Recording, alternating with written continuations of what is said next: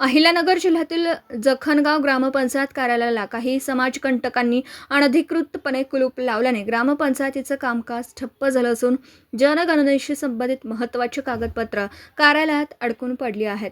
या प्रकारामुळे गावातील शांतता सुव्यवस्था धोक्यात आली असल्याचा आरोप लोकनियुक्त सरपंच डॉक्टर सुनील गंधे यांनी केला आहे. डॉक्टर गंधे यांनी प्रसिद्धीस दिलेल्या निवेदनात म्हटलं आहे की काही विघ्नसंतोषी प्रवृत्तीच्या व्यक्तीने राजकीय आकसातून काही तरुणांच्या भावना भडकवून ग्रामपंचायत प्रशासनाविरोधात वातावरण निर्माण केलं आहे.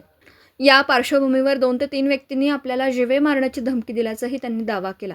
सरपंचांच्या म्हणण्यानुसार शुक्रवारी काही व्यक्तींनी ग्रामपंचायत कार्यालयाला परवानगीशिवाय कुलूप लावलं.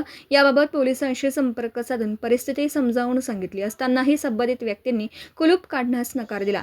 उलट मीच कुलूप लावले आहे, मी उघडणार नाही, काय करायचं ते करून घ्या अशी अरेरावेची भाषा वापरल्याचा आरोपही त्यांनी केला. या घटनेमुळे ग्रामपंचायतीचे दैनंदिन कामकाज तसेच सुरू असलेल्या जनगणनेचं काम गंभीरपणे प्रभावित झालं. महत्त्वाची शासकीय कागदपत्र कार्यालयात अडकून राहिल्याने प्रशासनास अडचणी निर्माण झाल्या आहेत. डॉक्टर सुनील गंधे यांनी आपल्या जीवितास धोका असल्याची भीती व्यक्त करत गावातील कायदा आणि सुव्यवस्था कायम ठेवण्यासाठी प्रशासनाने तातडीने हस्तक्षेप करून संबंधितांवर योग्य ती कारवाई करावी अशी मागणी केली.